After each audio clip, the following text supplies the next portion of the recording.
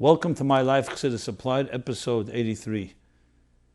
We're 1 week from Rosh Hashana, so let me begin by wishing everyone a ksiva v'chsima teva. It should be a blessed Lashana teva masuka, a blessed and sweet year, materially, spiritually and materially. Begashmis, beruchnis, begashmis, gam yochad, as the Rebbe so often would bless us. A year blessed with bonei chayim mezena revicha, ubekulam revicha, which is a blessing both in our nachas from our children, and life and health, and mezena with his parnasa, livelihood, and everything that is included in the Asius Aleph to Tov, from Shnas Eira to Shnas Teira, and everything in between. Since it's Rosh Hashanah is right upon us, next Sunday night will be Rosh Hashanah. So let me dedicate the opening of this episode to Rosh Hashanah. Also point out, not to be redundant, that exactly a year ago, episode 35 was a Rosh Hashanah special and spoke about many different aspects. So I will not repeat that which was said then. It's all available in the archives. This is an opportunity to let you know that everything is available also now on iTunes, of these weekly broadcasts. You go to meaningfullife.com/MyLife, and there you could also find all the archives. As I said, episode 35 addresses almost completely Rosh Hashanah and many questions and many issues that are just as relevant today as they were last year from a Chassidic perspective, how to approach Rosh Hashanah. But I will add a few points complementing that which was said then, and again, refer you to that as well as what I'll be saying right now. So beginning with a question. How does a Chassid, as opposed to other Jews, prepare for Rosh Hashanah? How does Chassidus prepare us for the new year? How can these special days improve and change our lives emotionally, psychologically, and spiritually?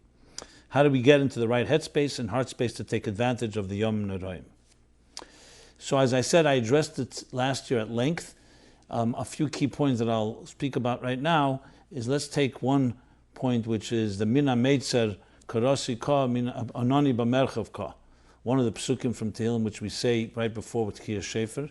So of course, mitzvah Hayem b'Shefer, the primary mitzvah of Rosh Hashanah is Shefer, and so therefore Shefer captures the central theme of Rosh Hashanah is Tamlichuni Aleichem, crowning God as King. We'll talk about this also later in the Chassidus Question of the week.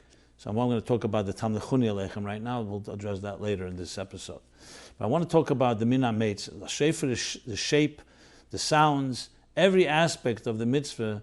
It has for us a myriad of lessons. One very basic lesson is the Mina Meitzer B'Merchav. If you look at a Shefer, you'll see the mouth, the piece that goes into the mouthpiece part, is narrow, with a drilled hole through it, and on the outside where the sound comes out is wide, which is what the pasuk says, Min HaMeitzer. When I call for my straits, from my constraints, Meitzar, from my inner trappings, I call out, and Onani B'Merchav Ka, God answers with all expansiveness. Essentially the story of a person's life. We all have times of distress, we all have times of challenge, we have times of even despair, and sometimes it's not necessarily from a bad place. Sometimes existentially we all have moments where we feel alone, where we feel unfocused, somewhat unmoored, and we look to find an answer to our prayers. Rosh Hashanah, which is the beginning of the year, what better time to do so? So Chassidus teaches us that it's not just in the good times, that even when you're in a place of distress or in some form of constraints and feel meitzar, feel somewhat trapped, feel locked. On the contrary, when you call from there, the call has a certain intensity that does not that regular situations do not have. And Rosh Hashanah is a time when we can call out from the depths of our hearts. Ma'amakim karasicha Hashem. Chassidus explains what's ma'amakim. It's a double emek. Sometimes explanation is from the emek tachas, from the depths below, the depths within our meitzar, within our constraints.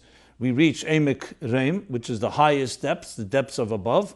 And sometimes it's explained that there's a depth and there's an inner depth, a depth and even a deeper depth within ourselves, and that causes us to cry out or to reach out. So the word, even though the word distress sounds somewhat foreboding, the truth is distress really means any time where a person feels limited. When a person cries out, why there's golus, when a person cries out that they want their Rebbe, when a person cries out that they want to have more nachas from their children. It doesn't always have to be from a negative. It can be just sensing that there's so much more. When the Rebbe Rashab cried that Eibishter doesn't reveal himself, it wasn't because there was a particular distressing moment. It was just sensing the existential loneliness of existence, which is something each of us at times when we're sensitive are aware of. The Arizal says, Kol mi she'eina beicha, though that anyone who doesn't cry, the Sedis Yimei Tshuva, is as if their neshama is not, ein neshmosei shleima, the neshama is not complete. And the Rebbe explains, what does that mean?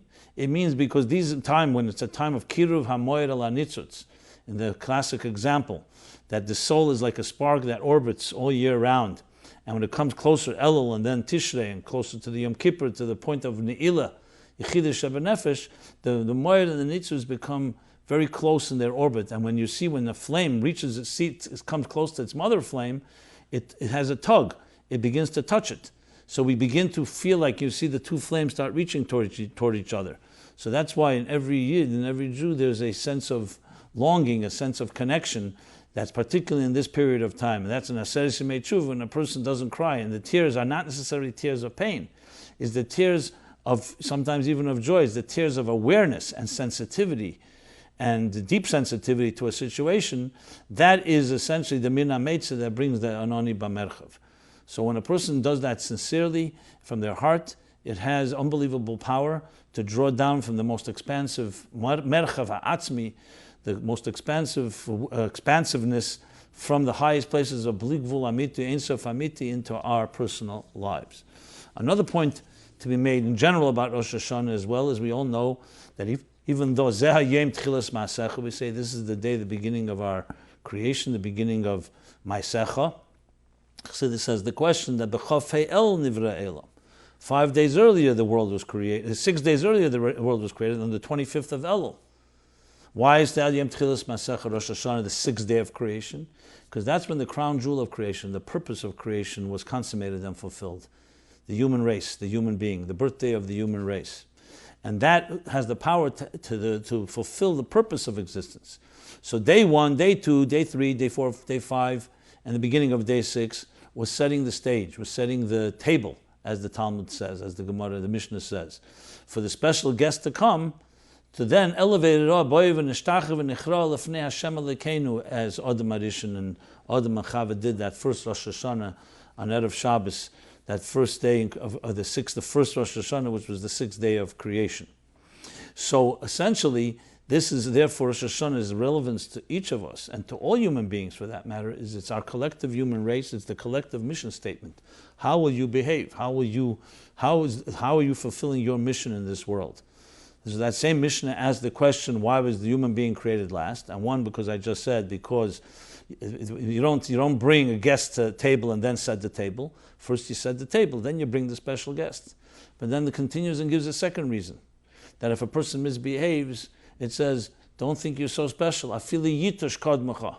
Even a lowly insect preceded you in creation, which seems to be a contradiction of two different reasons. One is the special guest, or are we even lower than an insect? And the answer is obvious. It's up to us.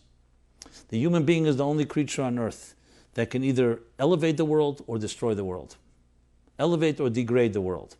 Every object in the universe, like the Alter Rebbe says in Tanya, whether it's the celestial bodies, whether it's vegetation, whether it's the animal kingdom, everything works like a clock, exactly as it was planned. They don't digress and they don't waver from their plan, from the purpose, like a clock. The human being can come and either elevate it to a higher dimension or, God forbid, degrade it. And that's the two reasons in the Mishnah. If a human being behaves in a way, so let's take an example. You're walking in a field and you see a tree, an apple tree, and it's a very hot day. And the apple's speaking to you. You want to bite into it, so you rip it off the tree, and instead of making a bracha, instead of watching what you're eating and how you're eating and so on, you just indulge. Then the apple cries out to you and says, what right did you have to consume me? What right do you have to take me away from my natural place? I was fulfilling what God wanted me to do. Like Chassidim give by Chassidim there's the expression from the Rabbeim that when a wicked person walks in the street, the cobblestones cry out, what right do you have to walk on me? I've never digressed. I've never transgressed. What right do you, a transgressor, has to walk on me?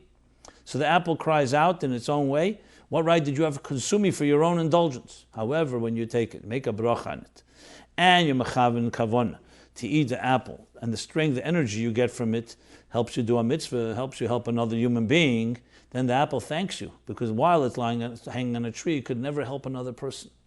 It could do its role, serve its purpose, but only that. It could not be elevated, as the Sefer Ikrim brings in Chassidus and Teir Shalom, the Rebbe Rashab, in many places, in various places, talks about how the min hademim, the mineral, is elevated into the tzameach, into the vegetable, and the vegetable is elevated into the animal, and the animal is elevated into the human being. And we have the power, as the special guest, to elevate the world to another place. That's Rosh Hashanah. 6 days of the week, 5 days of creation is the way God set the structure, and that's what it stays. It stays. It doesn't go higher. It doesn't go lower. Rosh Hashanah, we have opportunity to elevate it all to another dimension.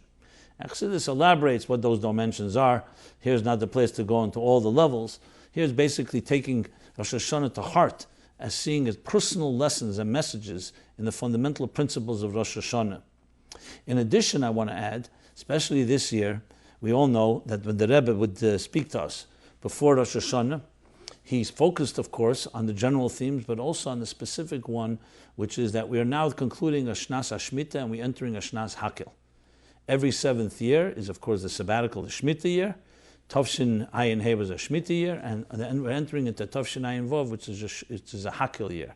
That the year b'Motzoi Shemitah, b'Motzoi Shvius, the Pasuk in Vayelech says, Hakelas Anoshim V'Ataf, and gather them all together, men, women, and children, L'man Yishmu, L'man Yilmadu V'yiru as Hashem Alekeichem, V'shamru Lasis as Kol Divrei HaTeira Azeis, Kol Hayomim Asher Temchayim Al Ha'adoma. And Rambam and other places brings the Gemara, Chgiga, what was the exact process, that they gathered together on Sukkot, and the Melech would get up on a bimah, on a platform, and read for them certain parshas in the Torah in order to awaken in them the Yiras Shamayim. And that wasn't Sukkot, the Rebbe explains, Shas Hakel, the whole year was called a Shnas Hakel.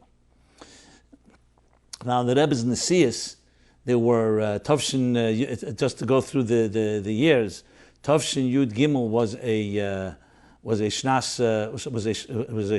Hakel, as was Tavshin Chav, as was Tavshin Chav Zayin, as was Tavshin Lamed Daled, as was Tavshin Mem Aleph, as was Tavshin Mem Ches.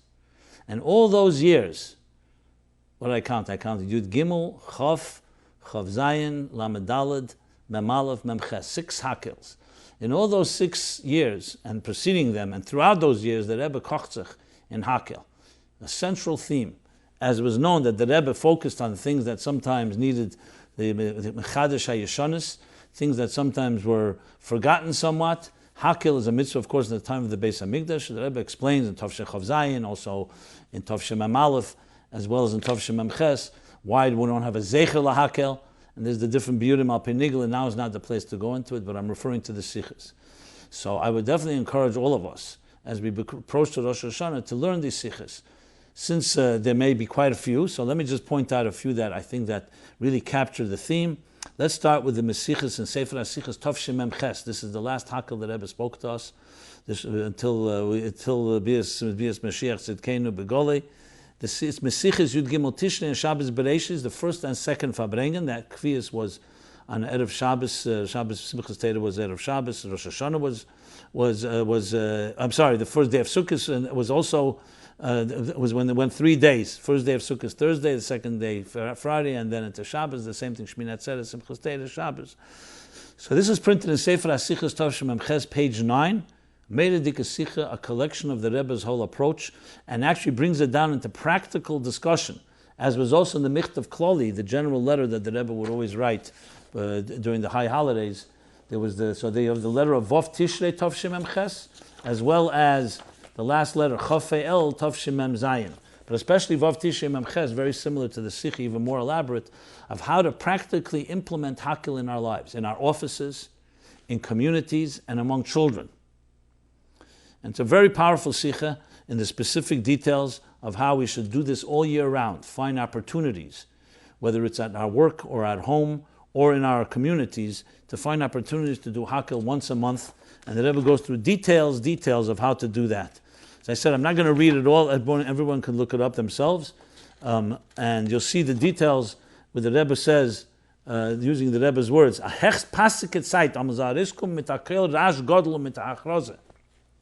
it's a highly appropriate time to come out with an announcement. A kel rash gadol means a loud announcement with a trask and with achroza,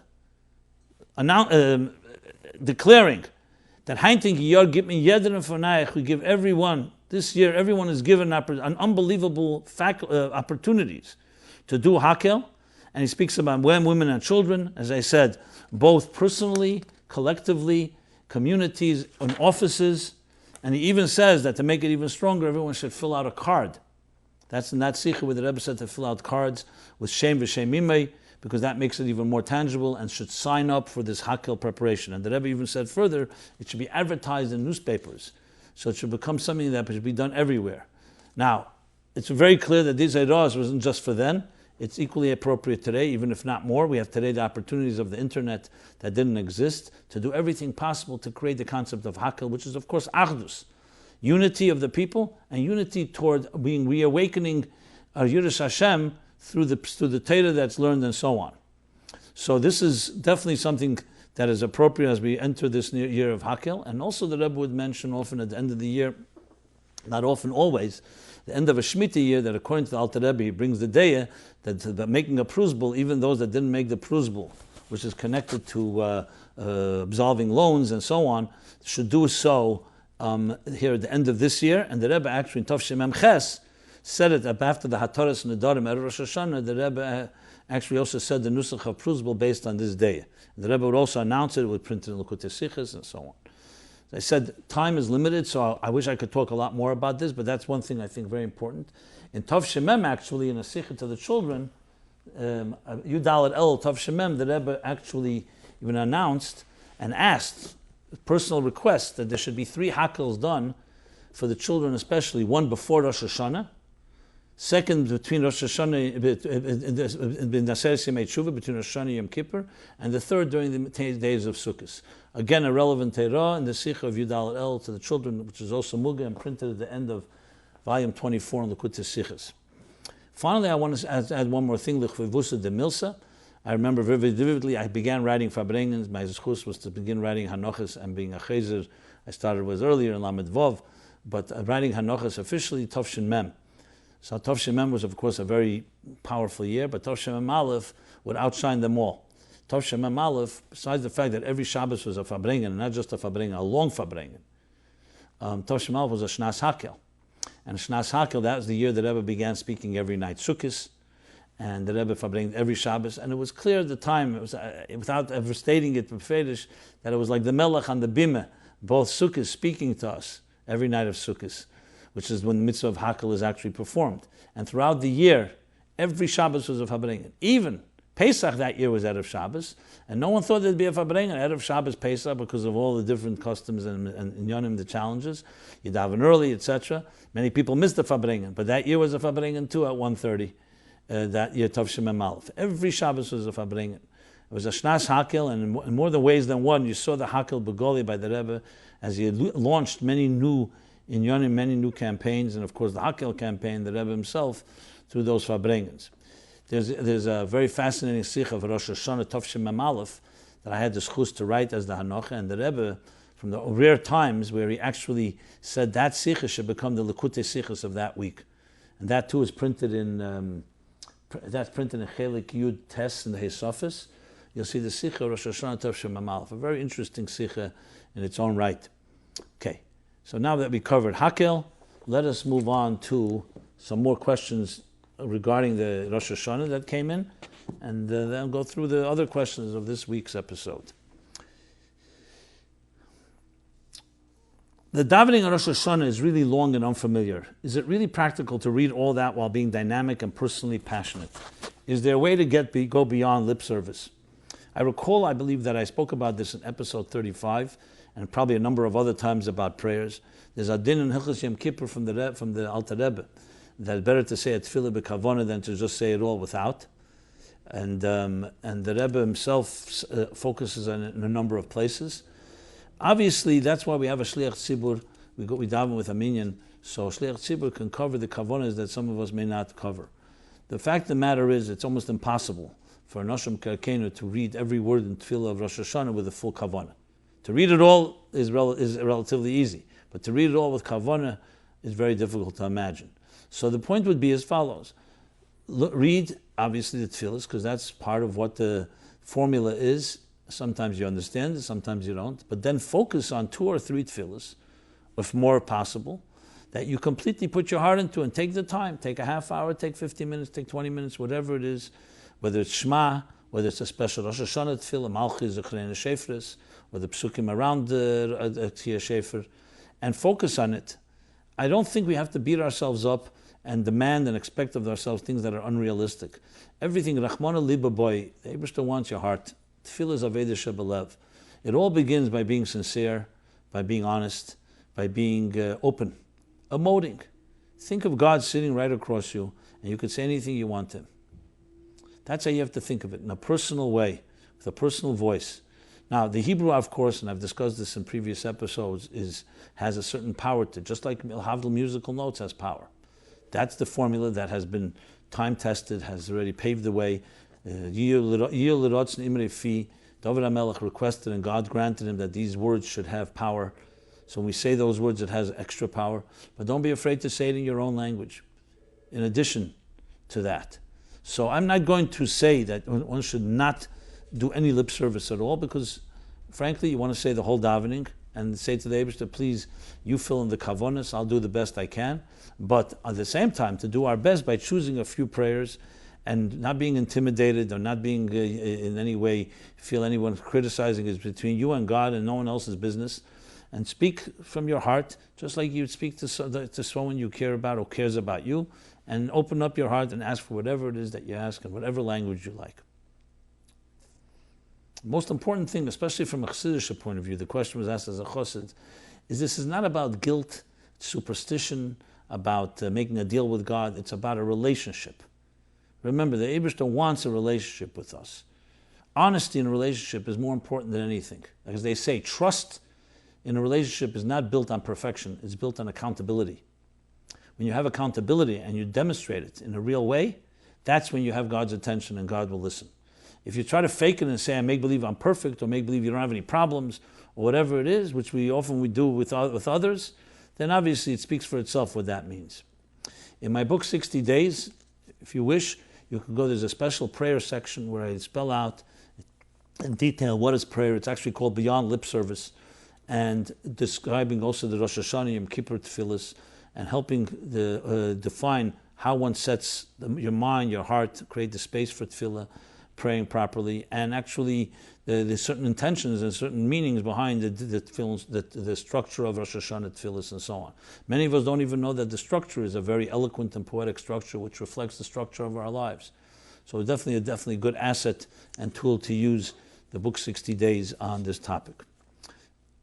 Another question. Hi, Rabbi Jacobson. I wanted to ask you about the proper way to approach Rosh Hashanah. The seriousness of the day of awe really intimidates me to the point that has turned me off. Are we really supposed to experience this glorious day not speaking and being very solemn? Is that the Chassidic way of doing Rosh Hashanah? How can I infuse Rosh Hashanah, the New Year, with achayis? So yes, it's a custom to Memayed B'dibur, and you see that Rabbeim, especially the first day and first night of Rosh Hashanah, less speaking. And you'll see people who are following that won't speak because they don't want to speak Dvarim B'Teilim. That's the main purpose. They don't want to speak wasted words. And even words of Torah, there's times where you have to be more introspective and quieter. But not because it's some type of imposed element. If it's intimidating and someone just tells you to shut up, that's not the point. The point is you want to be silent because there are times where you have a certain type of sobriety or some type of introspection. You step back. There are moments where we don't want to be in a conversation. We want to look inside. And we all have those times in life. And Rosh Hashanah is a perfect time. Why? Because as Chassidus explains, it's Aliyas HaMalchus. Malchus is Dibur. It's when the world is going into a comatose state in order to be renewed. So we too, in our Dibur, instead of just talking the regular things we talked yesterday and the day before, even if they're not wasted words, we want to go into a space where we're going now to renew our lives. And the first place for renewal is silence. Silence is not to be silenced. It's silence in the context of going inward, traveling inward, where you like tell someone, I'm thinking about it right now. Let me give it some thought, and then I'll get back to you. Rosh Hashanah is a time to go inward and give thought to your life. Machshava more than dibur. And then you can come out with dibur, with the right achlotas, right resolutions, divrei Torah, and so on and so forth. So that's really what it's meant to be. Unfortunately, you're describing an experience many people have, but it's due to people experiencing Rosh Hashanah and imposing it on others in a very unhealthy way, to be very blunt and honest. Rosh Hashanah, as I said, is the creation of existence, is the creation of the human race. It's the purpose of your life. It's the greatest day of the year, in a sense. Everything begins anew, and it lies in your hands. You have the ability to affect the dynamics and the unfolding drama of your life and the life of the universe. And Rosh Hashanah is a time when that's designated. What's more uplifting than that? Unfortunately, however, like many so-called rituals are imposed without explaining, presented in a very angry way, filled with guilt and punishment, and therefore it lacks passion, vitality, and chayes, as you put it. All I can tell you is find some people who understand Rosh Hashanah the way it's meant to be in the Torah, in a Chassidic way. Listen to how they would prepare for Rosh Hashanah with simcha. It's a day of simcha. It's like a gilu berada. It's packaged in awe. But it's simcha. It's a day of simcha. As a matter of fact, in that sikha Tavshin Amal, the Rebbe brings from Tavshin Gimel, that's a day of simcha. It's Achtaras HaMelech. What is a joyous day? It's a day of celebration. However, it's a celebration with certain subdued element. Bekesel Hayom Chagenu, and Sukkot is when we reveal it in the full glory. You're standing before the king, Rosh Hashanah Yom Kippur, you don't dance and make somersaults. But it's a deep joy, not a day of awe. It's days of awe, not days of fear. Yira, your Noiroim should be defined as awe. Awe is very different than fear. Fear, you tremble. Fear is fright from a thief or from the night. Awe is standing in front of something that is awesome, that lifts you up to a completely different state. Reimamos. Again, much to be elaborated upon, but that's that point. And finally, one more question in this context. Thank you for your wonderful, uplifting episodes. I'm a 22-year-old bocher looking for a meaningful Yom Neroim. Is it proper for a chassid only to daven in 770? Or is it okay to daven in a smaller shul with less pushing and more conducive for concentration? When I go to 770, it is so packed that I get pushed from one end of the shul to the other, in the middle of Shemoneh Esrei. On the other hand, Elul Regel is daraisa, and it surely was also a physical inconvenience, uprooting oneself from the place of comfort and traveling to a crowded Beis HaMikdash. What does Hashem really want? What should a Chassidic choose? According to the Sikhi you once quoted about Beis Nissen concerning the Rebbe Rashab, the shul where the Rebbe davened in remains holy and essence of the Rebbe is there. Does that mean there are Rebbes in 770? And if he's truly there, isn't that the only place a Chassid should be? What does it mean that he is there? Is it only spiritual or is it physical as well? Thank you for your insights. So a very good question, and that's an easy one to answer, to be very honest. My initial knee-jerk reaction, to be honest, is this: to have the best of both worlds. There's no question, Kedusha Le'Zazim Kema, the Rebbe said numbers of times about the Frierdiker Rebbe, 10 years, Ovid Avedosei, Teira, Tfilah, Gmilas Chasadim, answered questions, took pans, cried for Jews in this place, so there's no question. And the Rebbe you're talking about is from Tavshin Yud, and then going on, even till this day. So there's no question there's a power to 770, and there's no question that the Rebbe's presence is there, and there's a power to that. On the other hand, there's a practicality, which is, as you said, davening properly with the right kavanah. So I would say, and I'm going on a limb to say this, I don't have any particular mokher, it's just my hergish, and so I don't like to share hergeshim here, but this just came to me as I'm reading this, that I think you have to have both. You do that, and maybe certain parts of the tefillas, even begashmis, even before Gimel Tammuz and Chav Zayin Nodar, there are people who came to hear the tkiyas from the Rebbe. There are people who daven the whole davening. Some people didn't have a seat. Some places there was nowhere to go. So I think that it's important to be there at some point, maybe the highlights, the main things, Kriyas HaTeiros, Shefer, and so on. And then you can go, you find yourself a corner. It could be anywhere. It could be a corner outside of 770, it could be a corner, and daven properly. You want to go to another shul, that works for you, fine. But remember, Rosh Hashanah and Kippur is not a social experience. It's not about going to another shul to have fun and be with friends. That's, of course, that I don't think is what you're suggesting. The question is to daven properly. Daven properly, there are ways to do so. If you can find it in 770, find the seats, God bless you, and then you can have all of that. But I would say a combination, and absolutely there's power into the place, and there's no question that should be benefited from, but at the same time, It's a long day, and to daven properly, sometimes you can find yourself a shul where you can find a little quiet, a Chassidish shul. Listen, Chassidim would come to the Rebbe, but many Chassidim couldn't come to the Rebbe for whatever reason, and they still were Chassidim, and they daven the Chassidish Eifen, and they mitzayer and envision the Rebbe in their lives, even wherever they are. So that's how I would respond to this. Obviously, any of you have a different type of approach, or there's a zettel or an answer or a letter. I don't recall something from the Rebbe directly about this, but if someone has something, as always, please send that in, either to me personally, simon@meaningfullife.com, or the forum, the anonymous forum where you could pose any question you like, meaningfullife.com/MyLife. Okay. Following up that question, here's another question. Dear Rabbi Jacobson, I suffer from agoraphobia. That's fear of public places or fear of crowded places and spaces. Usually it's manageable, but with Rosh Hashana and Yom Tov coming up, I am frightened of going to shul. Do you have any advice?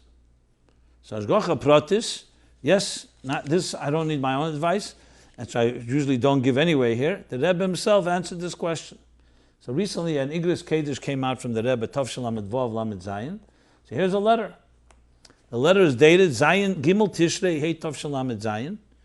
That's exactly what's asked to the Rebbe, that someone is suffering, someone's writing about his wife, that the doctors had diagnosed her from suffering from agoraphobia, of being afraid of being in a public place, and therefore she's very disturbed about, especially coming up in general, but especially coming up Rosh Hashana,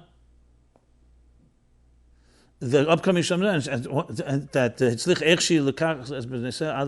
how she will go to the Beis HaKnesses, to shul, but she may not be afraid. She's afraid she won't be able to enter. Oh, actually, I should correct myself.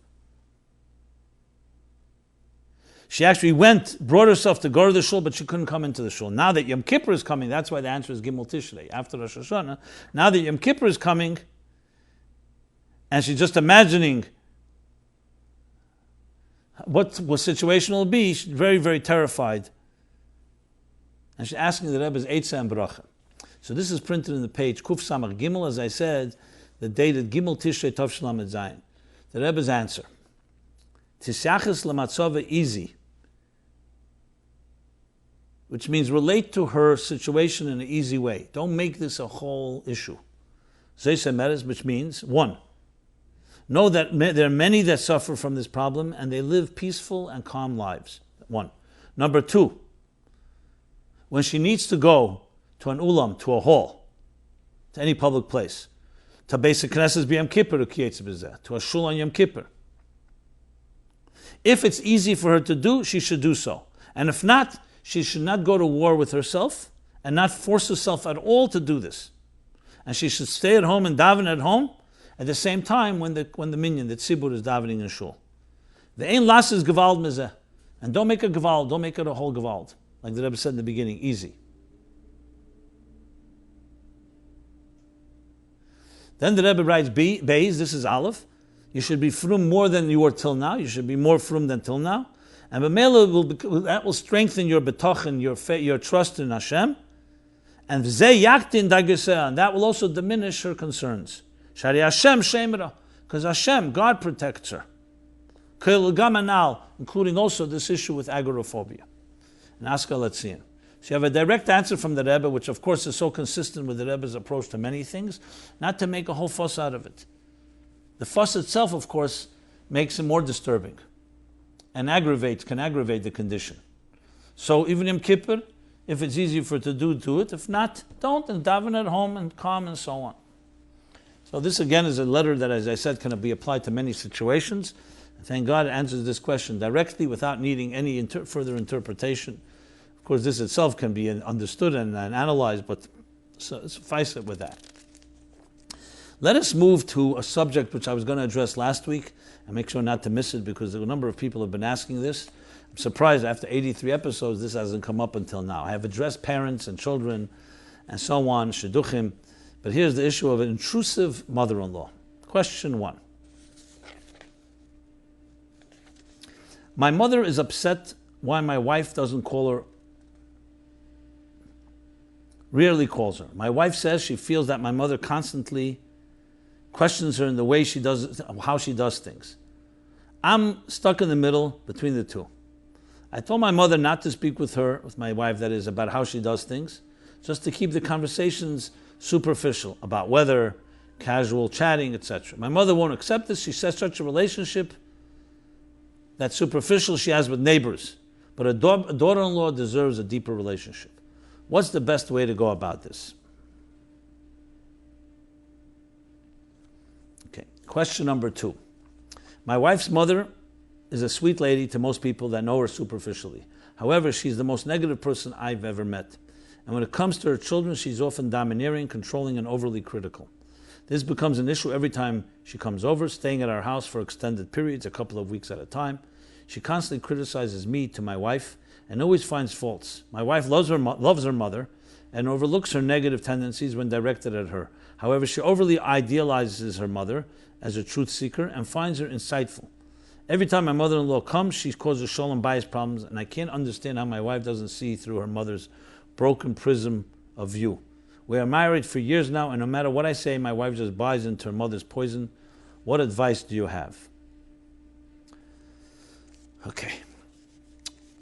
The reason there's the stereotype with mothers-in-law, and I do not like stereotypes in general, especially that one, because there are many mothers-in-law, and let's just begin with the positive, that are extremely very positive forces and very beautiful forces in their children's lives, helpful with the grandchildren, helpful in other ways, and do not intrude. So let's make it clear that this is not a given that a mother-in-law fits that stereotype of being intrusive, and as these two writers write, all the challenges. At the same time, these are sincere letters, I have no doubt, so I want to address it. Always with a big disclaimer, I'm not in the situation, I don't know all the details. I don't know if the issue is purely with the mother-in-law in this case and not with the son-in-law at all. Is he contributing to the problem? Is he insecure? Is he maybe picking fights? You know, people have personalities. It takes two to tango, and often challenging situations is not one person. And so to be naive and just say, hey, listen, this is what you're writing, and I'll just take it at face value, it's important that you realize and talk to Mashpia, whoever's writing these letters, to recognize the whole situation, the whole picture. At the same time, I'm not, God forbid, saying that what you're writing is not accurate. It could be exactly accurate. I'm just suggesting there may be more to it, maybe more. And if there is, to just respond partially, obviously, is not wise counsel.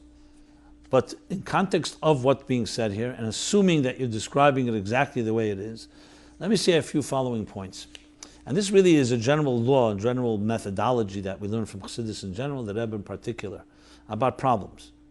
You have to pick your fights, which that means the following. You have to know whether there's something you can deal with or you can't deal with it. If, for example, there's a situation where there's a confrontation and you could deal with it doing A, B, C, D, then that's what you should do. If, however, either initially you realize you can't do anything about it, or after trying many times you realize that, then you have to take a different approach. To keep knocking your head at a situation that you can't really change or fix is a waste of time. There's other battles to be fought. There's other challenges to be dealt with. In generally speaking, I'm going to now speak from the perspective of the parent to the children. In generally, the Rebbe makes it very, very clear that parents in general, and of course in-laws included, should not meddle in their children's lives. Why people need to exert their control, either because of their own insecurities, or they feel they're not wanted, or they feel they're not respected, is a whole analysis of its own. But we have clear directives that parents should be invited into their children's homes, not impose. Now, I heard recently a story, and unfortunately more than once, we hear how a mother is upset and angry at her children, meaning her daughter or her son, for naming a child not after her parent, after another parent, and won't speak to them, or even speaks to them, has passive-aggressive attitudes. Gott in Himmel. The Rebbe makes it very clear that he doesn't mix into anything giving names because it's a mini ruach hakodesh of parents. The parents chose a name. Embrace the life of your grandchild. Why make this a point of contention? Why is this becoming a battle? And the same thing with other things. Smart parents, secure parents, Chassidic parents should be invited. Your children should want you there. If you start demanding going in there, what does that tell you? And let's say your children are the problem. Maybe they don't understand your value. So what are you going to do? Impose yourself? Is that the way you want it? Would you want your parents to impose themselves on you? That's from the perspective of parents and in-laws. From the perspective of the children, that is, the daughter or the son of the mother-in-law in this case, obviously Kibud Av V'Em is a mitzvah, but also Shalom Bayis is a mitzvah, and it's bigger than Kibud Av V'Em once you're married. Every Chassidish parent knows that once their child marries, their first loyalty is to their husband or to their spouse, to their husband or wife, and to their children. And you should be supporting that. So, but Kibud Em and Kibud Av is a mitzvah, and you have to find ways to honor that no matter what. But at the same time, you cannot allow an in-law to be involved in causing Shalom Bayis problems. It's just unacceptable. To have to choose between your mother or father and your spouse, frankly, if they're forced to choose, the spouse comes first. It's not even a question. And parents who even force you to have to make such a choice, Achen Vei. Let them go to Mashpim and talk about it. In most cases where there is an in-law imposing, it's often due to their own issues. So the question is, how do you deal with those issues without being insulting, without being confrontational? So this, of course, is case by case. The first step, obviously, is to try to be pleasant and say, you know something, right now we have a little challenging time. Maybe it's not so good if you come over right now. If the in-law starts demanding, what does that mean? I want to be there, etc., etc. So you may need to be a little stronger. Obviously, it's critical to have a yad achas, that spouses are together with this. You cannot have a split. Why are you treating my mother that way? Why are you treating my father that way? That's not healthy. But if indeed there's a situation where there's boundary problems, so either in a pleasant way you convey it, you try to find maybe third parties that can nicely speak about it. But unfortunately, the problem is if a person is really a problem, an in-law, obviously they're not going to take well to someone talking to them about it, or you talking to them about it, because they think they're 100% right. 90% correct. It's very, very vital that you do not fight fire with fire. If the in-law wants to be difficult, you always be pleasant. You always show them a smiling face. Does not mean you have to compromise your children or your spouse, but you have to show a smiling face. I don't like to say kill with love, but you have to take a loving attitude and always diffuse it with pleasantness. I say, now's not such a good time. You want us to come over for Yom Tov, we'll try to come for a meal.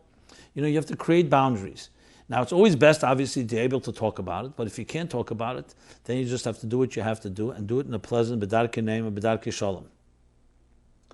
So, to sit and start talking and saying, you idolize your mother, let's not idolize her, I would not go and bash your spouse's parent, even if they're doing something inappropriate.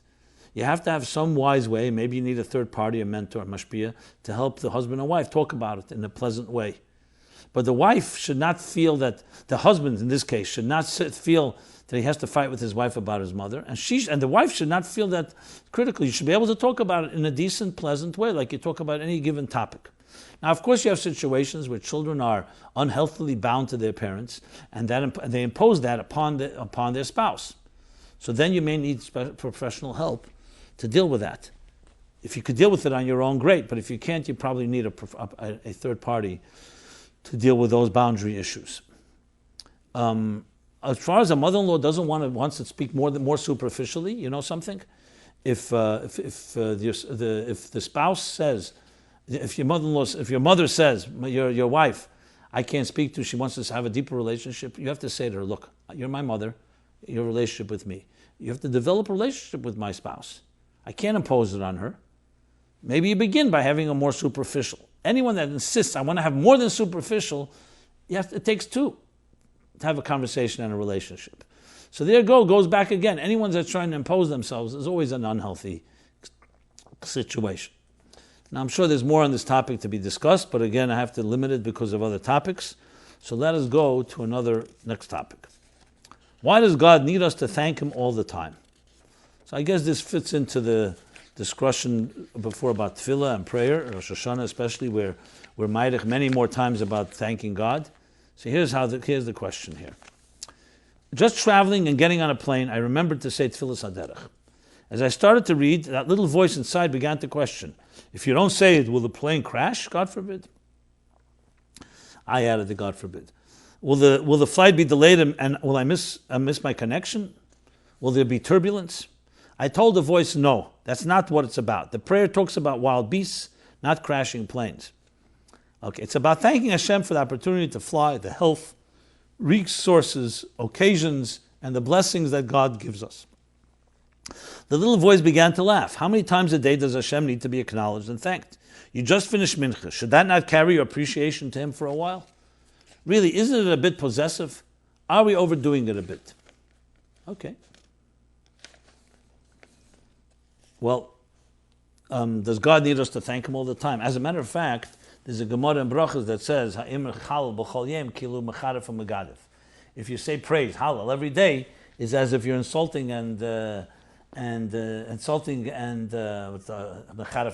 two words for insulting God. Why? Because it's like saying thank you, thank you, thank you, thank you 55 times to somebody. It loses its meaning if you don't do it with discretion. So number one, that's absolutely not appropriate to keep saying thank you, thank you. Even though, on the other hand, the Medrash says in Tehillim, Medrash Tehillim at the last pasuk, Kol neshama ta'alel kol, I'll call neshima ta'alel yudke. Every breath we should be thanking God. Meaning, if you appreciate life, every moment of life that we're given healthy ability to breathe is a miracle. It's not a contradiction because one is about saying Hallel, which is a special prayer. Here's just in general sense of acknowledgement. Listen, a true Jew, a true Chassid, a person is always aware that I didn't create my life and every moment is a blessing. So do you say thank you with your mouth? Not necessarily, but you sense the blessing, the gift that you're not self-made. Why was that overdoing it? On the contrary, that's a sensitive person. You love your spouse, you love your children 24/7. That doesn't mean you're always saying I love you, but you always have a feeling of love and thankfulness and acknowledgement. And that's essentially what it's meant to be. Unfortunately, tefillah has been rendered into lip service that you just say things without meaning. But if you thought about your life and you thought about the blessings in your life, you thought about all the gifts God gives you, comes Rosh Hashana, you want to say thank you. Why would you want to say thank you when you appreciate it? If it's done again in an imposed way and it's just mechanical, robotic, of course the whole thing is ridiculous in that sense. Because then it doesn't have any soul. It's just words that you're saying, you don't even know what you're saying. So it's really a mindset and a heart set of understanding, appreciating the blessings and gifts in your life. That's how I would explain this. And then, how many times to say it? So tefillah tells you the times to say it, Birchas Hanenin, on which things you thank God, not everything you have to thank for, some things you spell out, some things you feel, some things you think about. But that's the general gist of it, the general attitude how a person should have. It's about having a relationship and thanking the life and the blessings that we're blessed with from a higher place. And yes, when you love someone, saying I love you is never, as many times you say it, is never enough. Yes, okay. Next question. Unfortunately, Mashiach will come. Unfortunately, we are hearing about tragedy, pain, and suffering way too often lately. The typical response is, oy vey, we need Mashiach already. And then life continues as if nothing happened. Is that simple response enough? I find that this conventional response sounds very mechanical and rote. Does it even reflect true Amunah? Is it just that simple response? Is just that simple response true Amunah, believe that Hashem is in control, that whatever Hashem does is good? What is the believer's, a chassid's response to pain and suffering? Can you teach us the response, not just the mere words of expression, but the true expected feeling of the chassid who believes in Hashgacha Pratis, in distinction for the frumid who believes in Hashem, and both in distinction to the non-believer? Okay, we all have our so-called knee-jerk reactions to things. We need Mashiach already, which is what you often hear, Ad Mosai, and so on. And there's nothing wrong with that. It is an expression, especially if it's coming from a heartfelt place, when you feel that things need to be better. So it's an expression, we need Mashiach already. But absolutely, as I mentioned a number of times, the Frierdiker Rebbe says that at the end of Masechta Seita, you have the simonim, the signs of what will be the Igvas of the Mashiach, the days before Mashiach. And there's the Chutzpah Yazge, and the Orim Pnei Skenim Yalbinu. You know, the young will be put to shame the old, the elderly, and so on. And then the Gemara concludes, "Ve'ein lanu lishan ela al avinu shabo shamayim." And we have no one to rely on, no one to lean on, except our Father in heaven. So everyone learns Pshat, the Gemara. After all these negative signs, comes a statement, like a blessing, Messiah B'Tev. You conclude with something positive. That's so bad out there, we have no one to rely on, not people. Only one to rely on is God. Says the Frierdiker Rebbe, that guf is a siman of Ikrus Mashiach, a negative siman. What is the negative siman? That instead of doing something about it, we just say, oy vey, Mashiach, well, we need Mashiach, oy vey. What are we going to do? As the Rebbe told Rabbi Lau, mentioned this a number of times, a Jew doesn't ask, what are we going to do? Was wird sein? I'm sorry, a Jew doesn't ask what will be. A Jew says, what are we going to do? I said the punchline before the punchline. What are we going to do? A victim says, what will be? So if the attitude is a victim attitude that I have nothing I can do and God should save us all, listen, we all say prayers, we say Hatzilenu, we say Hishiano, and Hashem Hashina, and Hashem Hatzlichano, and so on. But at the same time, Yaakov Avinu prepared with prayer, prepared a bribe to appease Esav, and he prepared for war. God blesses us in our actions, in the keli that we create. When the Jews stood before Kriyas Yamsuf, between the Mitzrayim chasing them, the Egyptians on one side, between a rock and a hard place for the first time, they broke into 4 camps. This one said, let's go to war, let's go back to Egypt. Another said, let's jump into the sea. And the fourth one said, let's pray. And all of them were told they're wrong. Vayuso, move forward. A Jew's actions is based on betochen that we can always prevail. How, we don't always know, but you must move forward. So, an attitude of just saying, Oy vey, Mashiach will come, yes, I agree. Even though it may be some people's reaction, you have to think about what we're going to do. And there's always what you can do. In the worst of times, Jews found ways. So, since we're not talking about anything specific, that's a chassid's attitude. A believer's attitude is also that way. But a chassid especially, when you're bound above, you don't fall below. There's been some follow-up to the issue of mental health. There's a lot of follow-up to it, so I just want to cover a few questions, and then I shall definitely cover some more in future weeks. So here was a question following up what I spoke about last week. I'll read it out. Where is it here?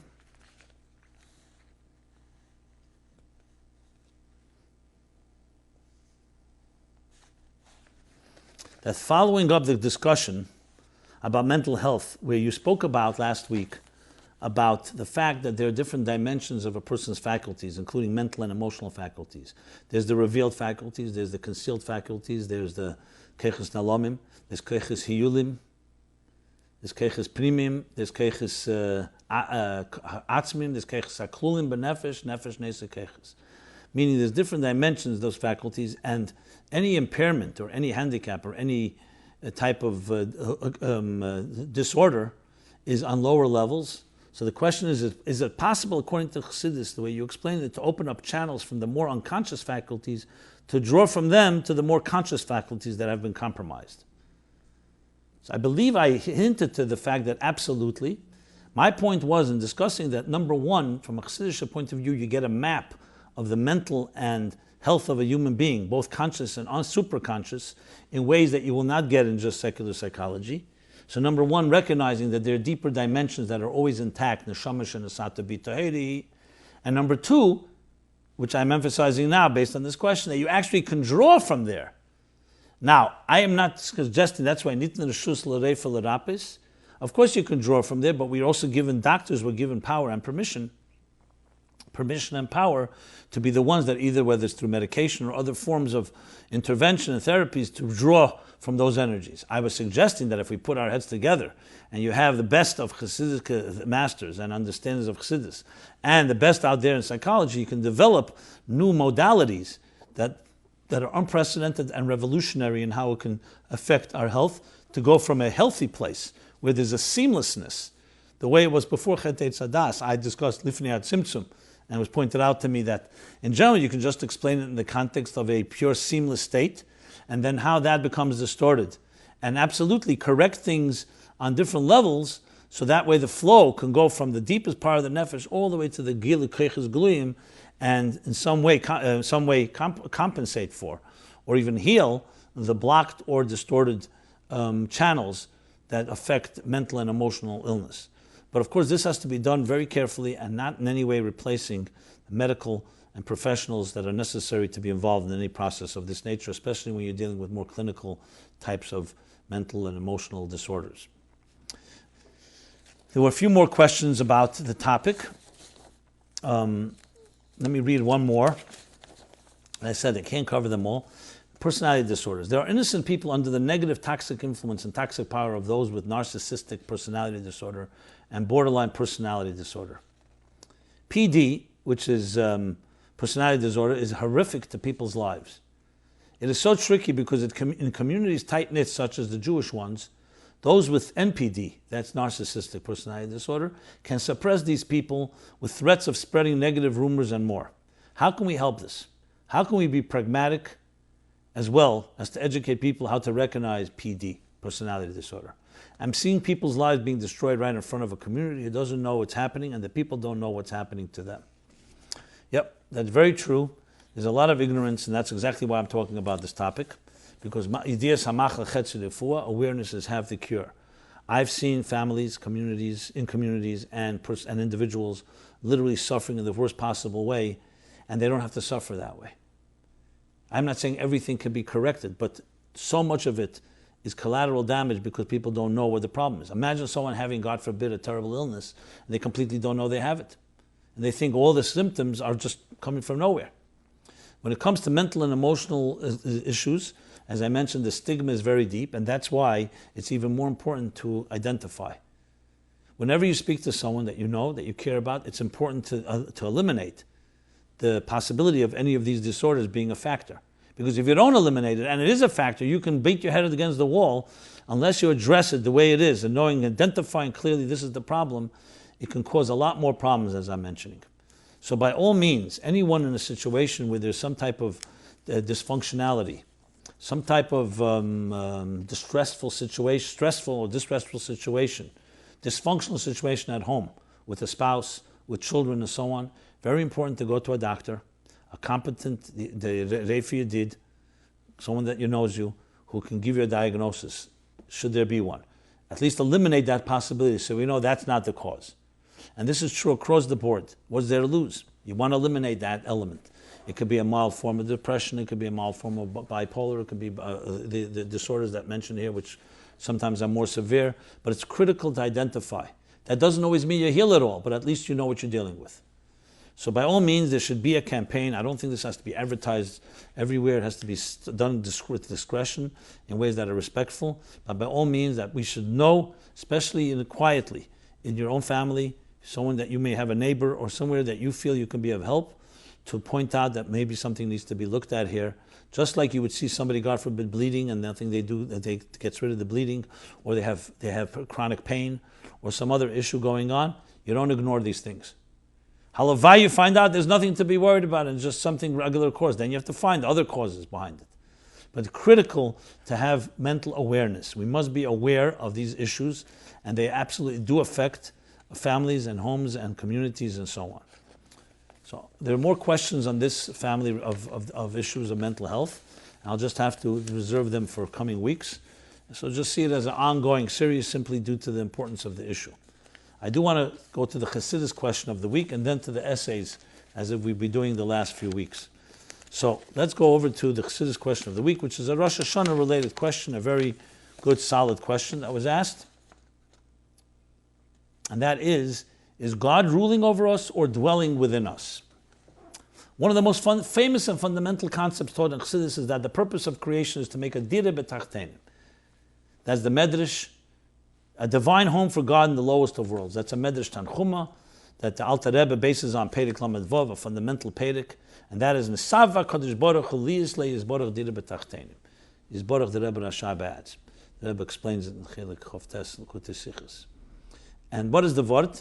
That the God desired to have a home, a comfortable home in the lowest of worlds, as the Alter Rebbe explains, Tachten Shein Tachtel Matmen, in this world where God is concealed, and to the point with a universe that can actually defy God. That's where God wants to have a home.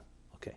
But then in many Rosh Hashanah discourses, we learned that the purpose of creation was Ano Emlech, God's desire to rule over the universe. That's the driving force.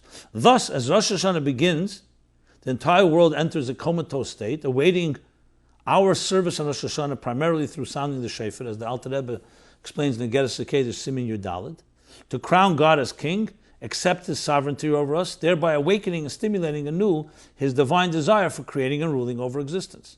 How can we reconcile these two explanations for the purpose of existence?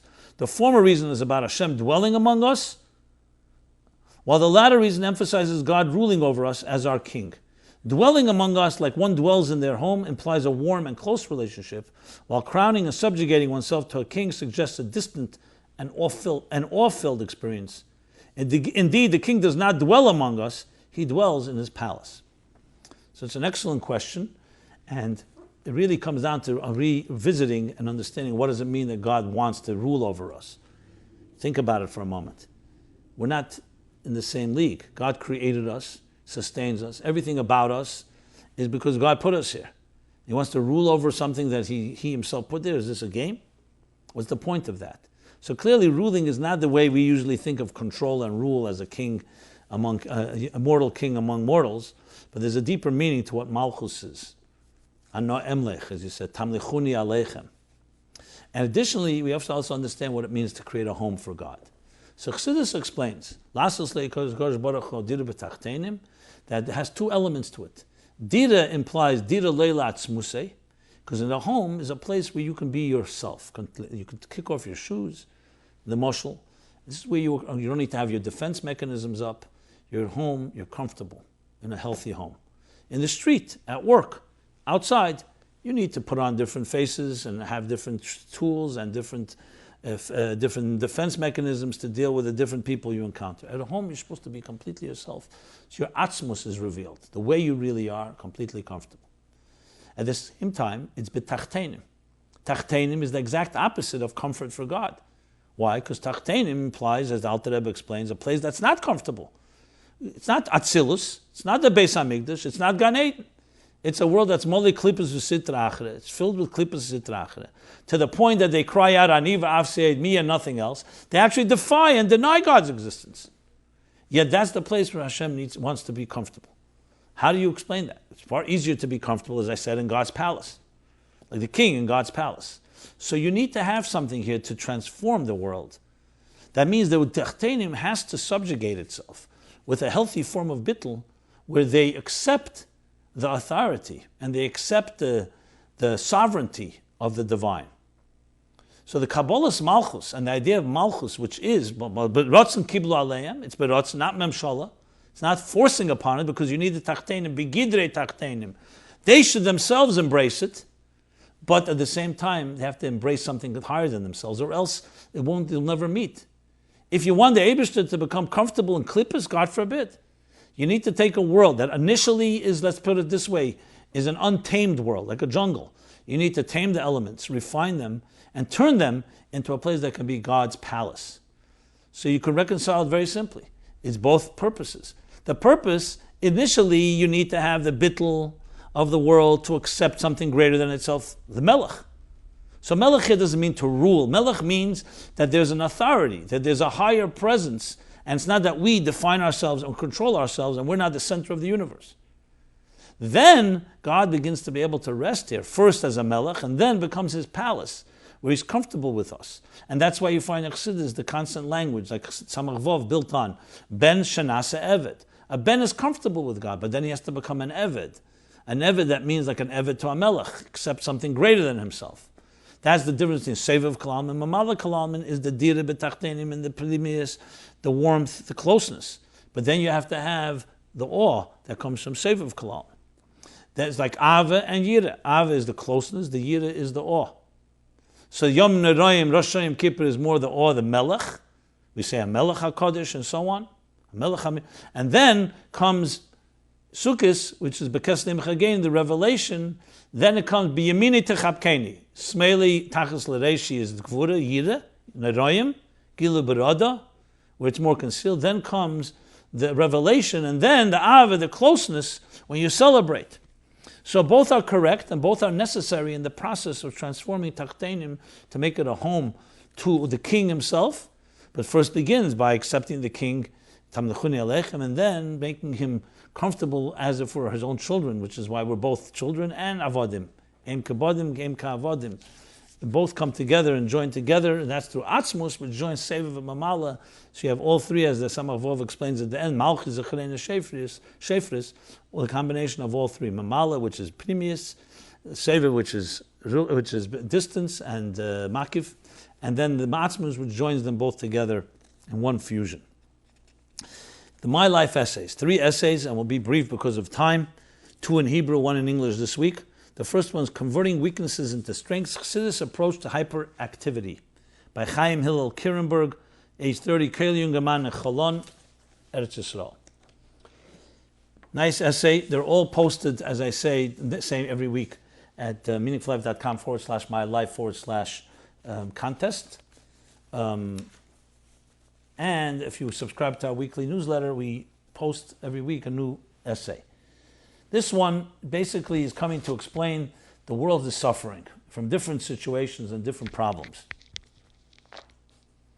The question is how Chassidus deals with questions. And he says there are basically 3 ways to deal with any given problem. One is to denial, which of course usually creates even bigger problems. Number 2 is to figure out ways to intervene and correct the problem. And number 3 is to transform the liability into an asset.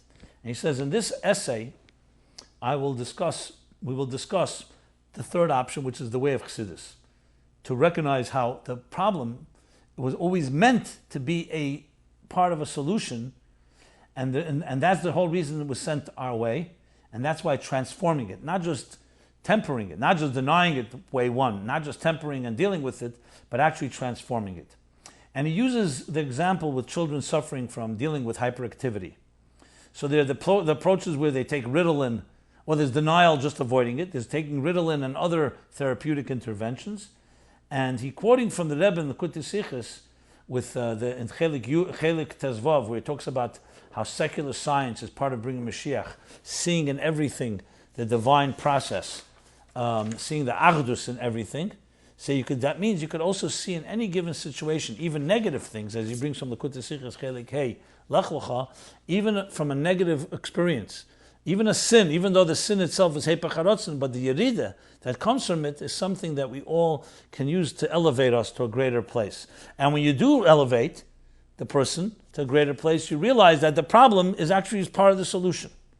Again, not the sin and not the negative experience, but that the yerida, the effect that has on the person. And in that sense, he says, the way we have to look at hyperactivity in children is not just either deny it or treat it, but actually see it as a reflection of a powerful force, that if you tap it properly, you can actually be turned into an asset, and that he speaks about practical interventions and how to do that. So you can read that on your own, as I said, at meaningfullife.com/mylife/contest. Essay number 2 is a little longer essay about the psychology, expressing your essence, as he calls it, the psychology of the core of the soul in the Teres Harav Bilubavitch and its practical applications. This is by Erez Peleg, age 50, a PhD lecturer at Levinsky College, Kiryat Ono probably, in Eretz Yisrael.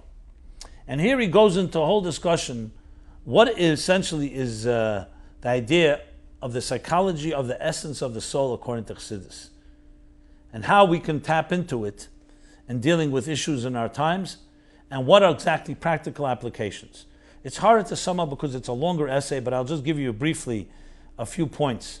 That the issue begins with, first of all, dealing with the core issue, which is the I, the ego, which can be the root of all problems.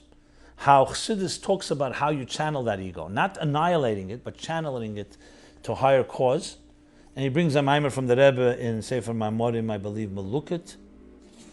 The maimer is Meragel B'Puma de Rabba, or the Rava. Pasha Vayishlach Tov Shemem, printed in Sefer Maimorim Melukot Beis, talks about the channeling of the I. Then he talks about how discovering something that's higher than the I, the transcendent dimension of the soul. And then finally, how to reach the essence of the soul. And interprets it all in psychological terms and analyze it psychologically like a good PhD would do. So it's a very powerful essay.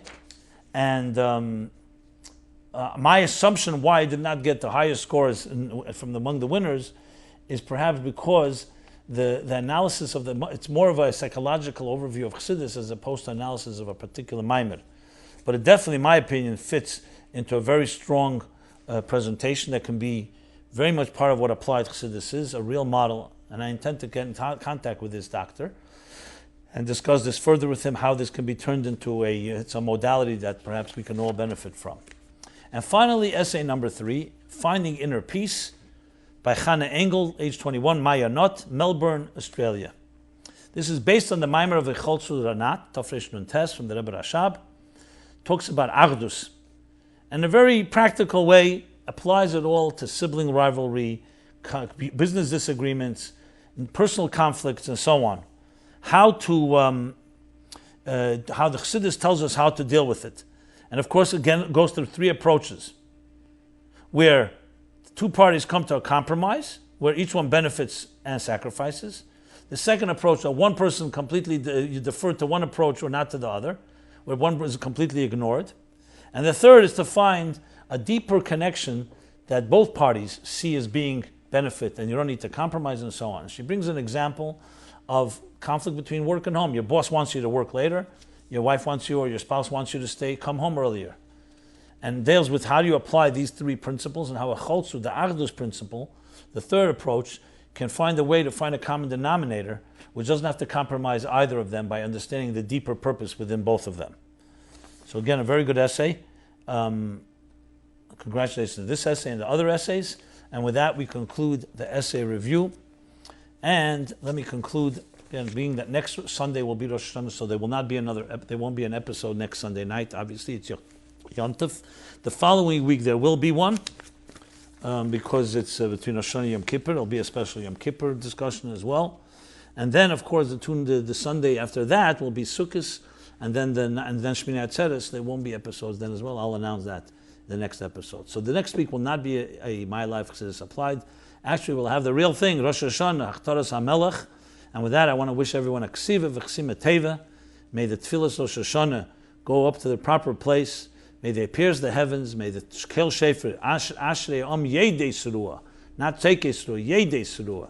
The secret of the sound be blasted in a way that pierces all the challenges and finally opens up Mina Merchav, Karasi, Mina Meitze Karasi Ka, Anoni B'Merchav Ka, opens up the expansiveness that the bracha should be showered upon each of us materially, spiritually, Nachas, Chassidus Nachas from our children, grandchildren, all in excellent health, a year of Parnasa, B'Harchova, plentiful for each person, both Begashmis and Beruchnias, and maybe only celebrate together Simchas. It should be a year of Simcha, a year of Hakel and Achdus, and finally a year of Geula, Hamitis V'Ashlema, together with all of us and together with the Rebbe.